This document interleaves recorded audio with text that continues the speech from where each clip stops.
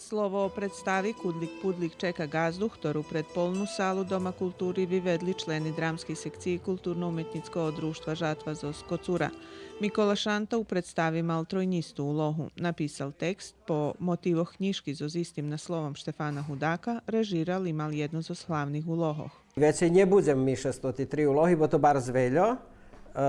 Za jednu osobu môžu byť budem pisac i režirac, ale glumic už ochabim tým decom a dúmam, že sme teraz stvorili tot kader, ktorý bude u možljivosti glumiť za deci.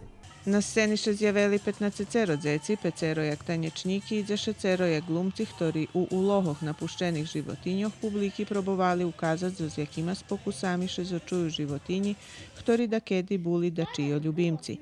Predstava mala ščešljivi konjec, a publika pohopela poručenje predstavi. Nie treba virucovati životinji na uličku, bo i oni treba maju i jedzenja i život svoj, ali treba na ih čuvame i poštujeme.